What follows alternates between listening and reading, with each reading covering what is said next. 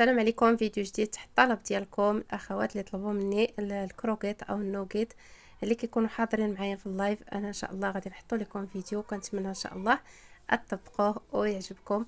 بالنسبه للناس اللي اول مره كينضموا للقناه ديالي، مرحبا بكم واستلف مرحبا. كنتمنى تستافدوا من القناه ديالي وتكونوا مصداقيه ويعجبكم الفيديوهات ديالي باذن الله. وما خلاص الناس القدام مرحبا بكم حتى نتوما واللي جربتوا الوصفات ديالي. كما شفتوا معايا خوتي، اول نصيحه غادي نعطيكم باش تحضروا هاد الكروكيت او النوغيت، كيجيو غزالين، كميه اللي هي كتعطيكم كميه زوينه تحضروها لوليداتكم المدرسه، شي حاجه اللي صحيه بزاف. كتجيبوا ستير ديال الدجاج، اما تجيبوا الدجاج وتحيدوا ليه ستير ديالو، ولا تشريوهم هكا ستيرات، كديروا في واحد البانيو، كديروا معاه معلقه ديال الملحه ومعلقه ديال الخل، وكتخويو عليه الماء بارد وكتخليوه واحد شويه باش هكا يقبض راسو. ومن بعد كديروه في شي شبيكه، كتقطعوه كما شفتوا معايا بحال هذا الشكل في الهاشوار ديالكم او في الطحانه ديالكم.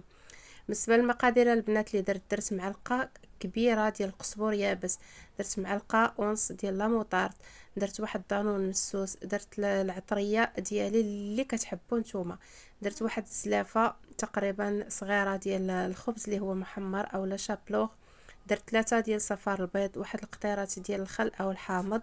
يعني هادشي اللي كتحتاجو في النوغيت الحاجه الاساسيه اللي فيه هو ديروا فيه دانون مسوس، وديروا فيه القزبور يابس، ما تنساوش هاد القطع، هاد سميتها.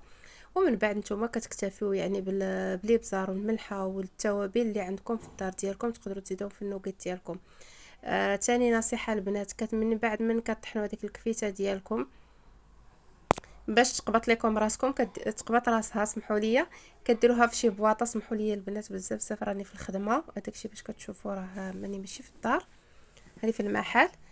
وكتشدوا هذاك البواطه كديروها في الثلاجه، كتخليوها لمده ديال ساعه المكانه تقريبا، باش هذيك الكفته كتماسك مع بعضياتها وكتشرب لكم هذيك دانون وداك الخبز وداك الشيء، باش فاش كتبغيو تكوروها كتجيكم سهله في التحضير ديالها. تاني نقطة، فاش تحطوا الكروكيت ديالكم كديروا فيه الفرماج، تقدروا ديروا فرماج مربع، ديروا موتزاريلا، ديروا اي فرماج متوفر عندكم، تقدروا غير هكا تسرحوهم في بلاستيكه وتطبعوا بشي طابع اللي بغيتو نتوما، كيبقى لكم الاختيار. المهم نتوما ديروا اللي بغيتو. المهم انا كيعجبني هكايا بالموتزاريلا ككويرات، كيجيوني زوينين بزاف وكيحمقوني، غتشوفوا معايا كيفاش كيجيو في الاخر ان شاء الله.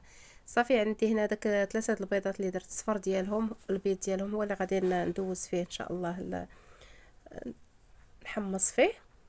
صافي كندوزو في الفورس هو الاول، من بعد كندوزو في البيض، ومن بعد كندوزو في الخبز اللي طحناه اولا لا شابلوغ، وكنخليو الكروكيت ديالنا هكا نقدروا نديروهم في المجمد يبقاو لينا حتى لمده شهر، ما كيخسروا ما حتى شي حاجه.